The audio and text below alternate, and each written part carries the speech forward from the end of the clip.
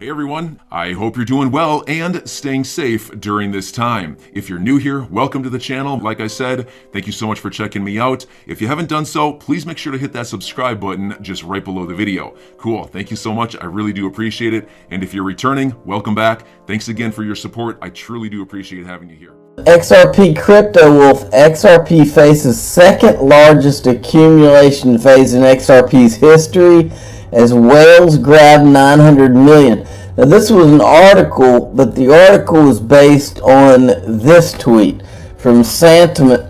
The second largest XRP accumulation in the past 5 years by top tier whales is in progress. There are currently 336 XRP network addresses that hold 10 million XRP or more. Many of these undoubtedly belong to exchanges, but this is still a notable anomaly.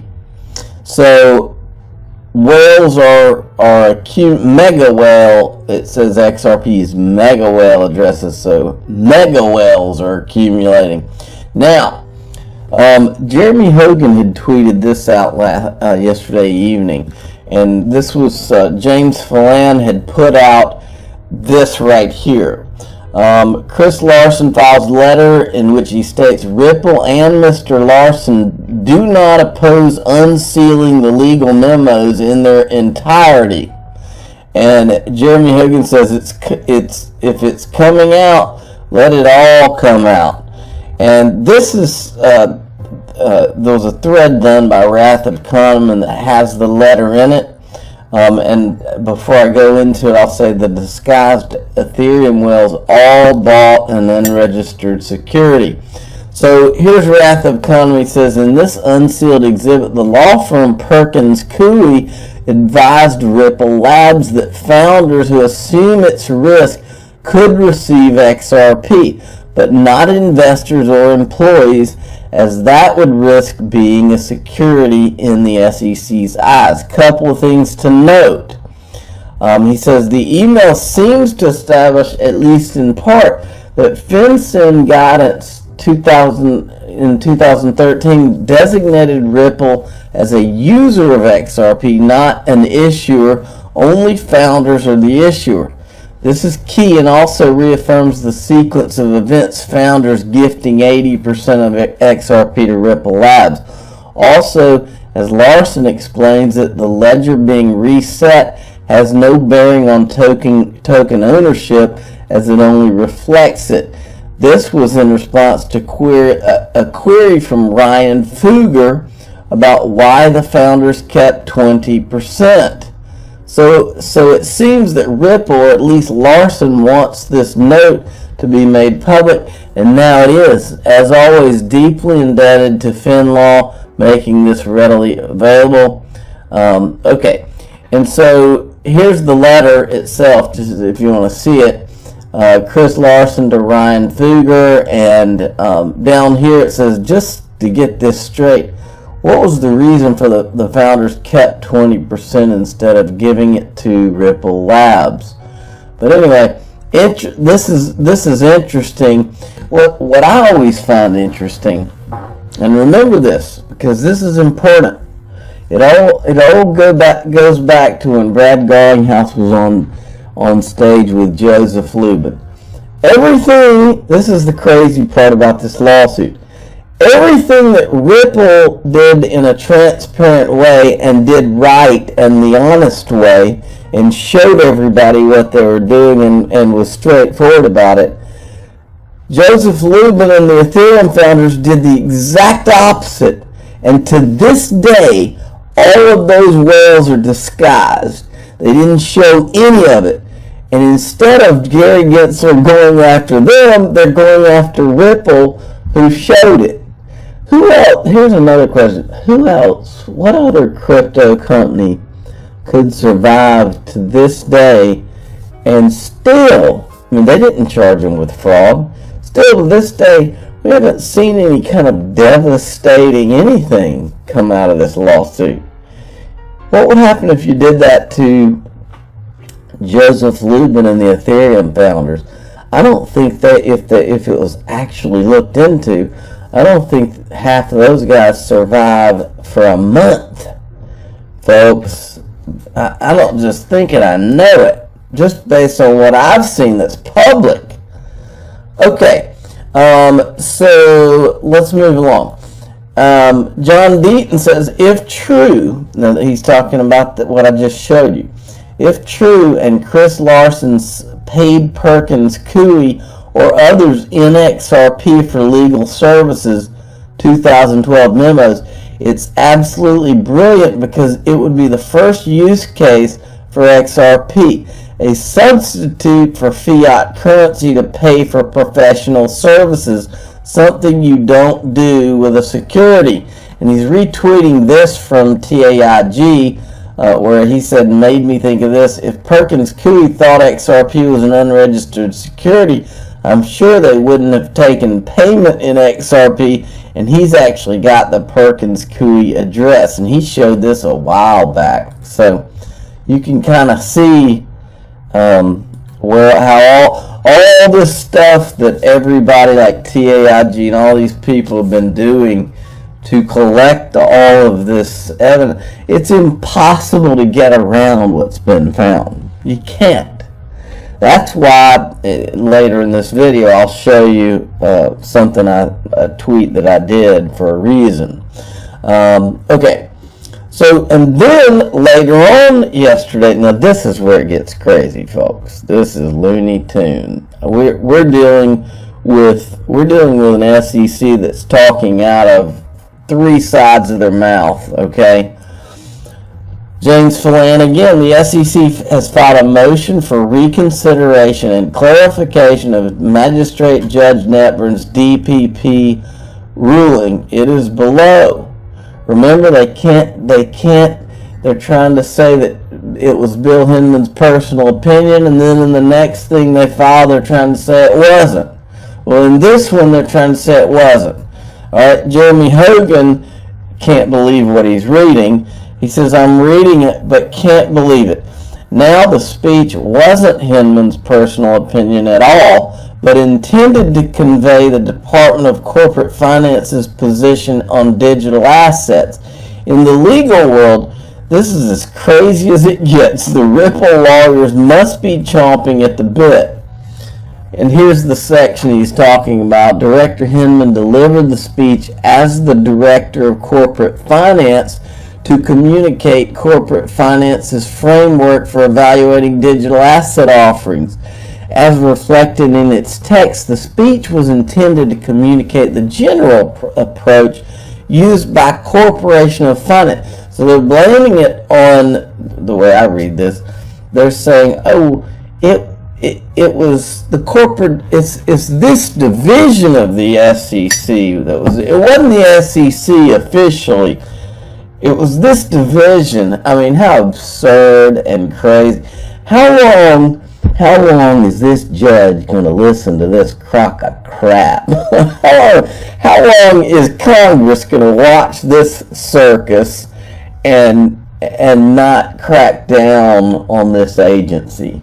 I mean, nobody can tell me that nobody has the power to set this agency straight, because this agency is not doing what it was created to do. It has gone rogue, and somebody needs to rein it in, and everybody knows it. This is a farce. This whole thing is a farce, and I think it's the first time in history that the citizens have risen up against an agency that is completely not serving the citizens anymore. It's gone rogue and it's serving someone, but not the investors that they claim to want to protect. Eleanor Terrett was trying to go to bed last night, and she can't figure this out either. Was trying for an early night, but after reading the latest SEC motion, my head is so it's blowing her mind. So the SEC still hasn't taken an official position on Ether, but SEC staff did, in fact, use Hinman's speech to provide public guidance on sales of Ether, but only on behalf of the corporate finance division. What? Everybody's out here saying, what? And then John Deaton says this. I've said for a year, the SEC lawyers are 100% transactional. They will say whatever it takes, in other words, lie. They will say whatever it takes to win a particular argument, no matter how inconsistent that argument is with other statements or arguments they've previously made. Well, this is on the judge, in my opinion. This judge ought to point at those lawyers for the SEC and say, listen, you idiot, you told me in the last brief you did that this was Bill Hinman's personal opinion, and now you're going to sit in front of me and tell me that it was the SEC's or the division, it was the division's opinion. You can't have it. You can't have it both ways. You're going to have to decide. So tell me now which one it is, or I'm going to throw this case out. If I'm the judge, that's how this goes down. Which, I still can't get past the judge saying she thinks that this is Bill Hinman's personal opinion. Remember, she ruled on that, and she ruled that it was Bill Hinman's personal opinion. So it's going to be interesting to see what she says to this, okay? And this guy had done I encourage you to go and read this guy. His name is Bill. Go read his write-up, because he's an attorney too, and I think he's an attorney. Yeah, lawyer. So go read this. He did an interesting thread on this, and he's scratching his head too. Nobody gets this, because it's crazy. All right, so I sent this to Gary because I saw a John Deaton tweet yesterday, and I got to thinking. John Deaton had done a tweet about how he thought there was a possibility that the SEC, and this makes so much sense, he thought there was a possibility that the SEC, because Gary Gensler's getting so much pressure and they've been exposed on this whole Ethereum thing, that he thinks that there's a possibility that the SEC doesn't sue the Ethereum founders the way they did Ripple, so that they can tie them up for years, okay? But instead, they just work behind the scenes with a settlement to get the Ethereum founders out from under all this heat, and to get Gary Gensler out from under this heat, that they just announced one day, we've been in settlement talks with Ethereum guys behind the scenes, and they raised $18 million in 2014, so they have paid us $18 million, and this is done now. That, I think John Deaton is over the target there, because that's the kind of with all the shenanigans we know have been pulled before this, that's the kind of shenanigans that they could easily try to pull now. So, I sent this out to let them know, to put Gary on notice. These are the facts, and they're not in dispute. And this is a summary from TAIG of all of the facts in this case, the timeline he's got. This is all of the different things that all the different people have put together. We've got the facts. I said, these are the facts, and they're not in dispute, Gary. A bogus settlement with the Ethereum founders won't make this go away. We want a level playing field where the government agencies, where government agencies with Wall Street ties don't pick winners and losers. We don't go away until then. We don't stop talking about how the Ethereum founders tried to help disguise the whale purchases in the Ethereum pre-sale until you get Ripple and XRP are released, so that we can have a level playing field, have a free market, and let these things compete. Do what Hester Pierce said. Give them all a safe harbor. including Ethereum, because it's a security. And Ethereum 2.0, they now changed the name of, because of the heat down on them. They changed the name to Consensus Layer. Well, that doesn't change anything. Consensus Layer is a security in progress. Everybody knows it. The first Ethereum 1.0 was a security, is a security. Ethereum 2.0 is a security. Just because you changed the name to Consensus Layer doesn't make it a security, and we will not drop it until we have a level playing field. Period. We will continue to put the spotlight directly on all of you. Now, I'm not going to play this video, but I encourage you to all go watch it. One thing we hear all these politicians that are hemming and hawing about crypto over the last few months. Oh, it's for money laundering, drug dealing, and all that, which is exactly the opposite. Crypto is more trackable than anything. Okay? Let's get that straight. All this money laundering talk is a lie.